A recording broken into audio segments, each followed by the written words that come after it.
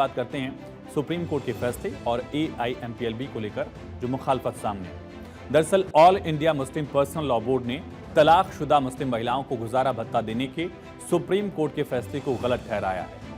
AIMPLB की working committee ने रविवार को एक बैठक की। सुप्रीम कोर्ट के इस फैसले पर चर्चा की गई। इस बैठक में प्रस्ताव पारित किया गया। इसमें कहा गया कि यह फैसला शरीयत के खिलाफ है, शरिया के खिलाफ है।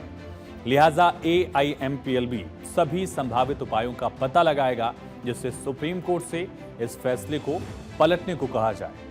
मुस्लिम पर्सनल लॉ बोर्ड ने इसको लेकर क्या तर्क दिया है, सबसे पहले ये देखिए। दरअसल आखिर तर्क क्या है ये समझते हैं। दरअसल ये कहा गया है कि सुप्रीम कोर्ट का फैसला शरिया कानून से टकराता है।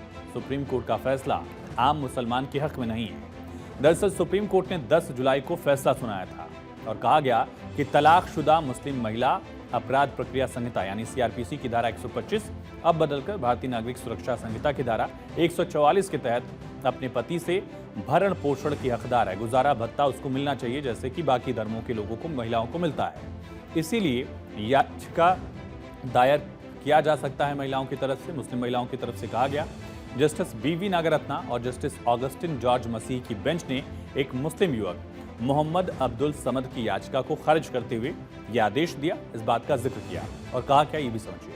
कहा यह कि यह फैसला हर धर्म की महिलाओं पर लागू होगा।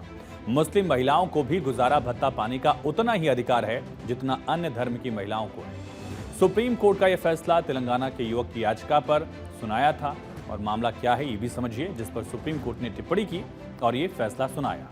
दरअसल तेलंगाना के अब्दुल समद और उनकी तलाकशुदा पत्नी से जुड़ा मामला है। कोर्ट ने समद को 20,000 रुपए गुजारा भत्ता देने का आदेश दिया था।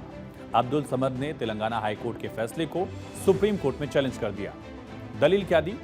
दलील ये दी गई कि मुस्लिम महिला को CRPC की धारा 125 के तहत याचिका दायर करने का हक ही नहीं है। मुस्लिम महिला को अधिनियम 1986 के प्रावधानों के तहत ही चलना होगा। मुस्लिम महिला को अधिनियम 1986 के प्रावधानों के तहत चलना होगा और उनको ये अधिकार नहीं है।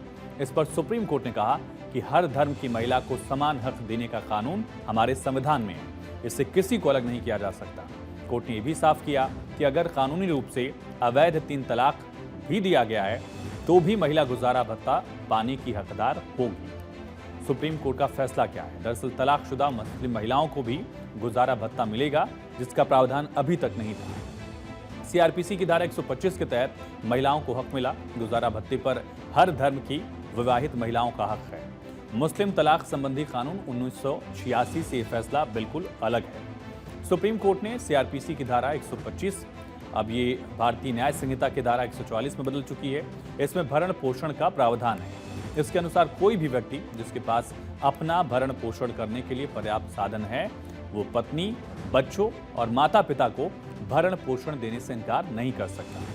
सुप्रीम कोर्ट के फैसले का आधार क्या है? दरअसल कोर्ट ने CRPC की धारा 125 के तहत ही ये फैसला दिया है। पहले CRPC की धारा 125 थी, अब जो भारतीय न्याय संहिता की धारा 144 हो चुकी है। इस कानून में भरण पोषण का प्रावधान है।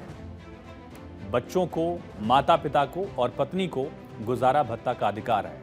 अगर कोई मेल, कोई पुरुष कमा रहा है, अपना भरण पोषण वो कर रहा है ठीक ढंग से, तो इनका भी भरण पोषण उसको करना होगा।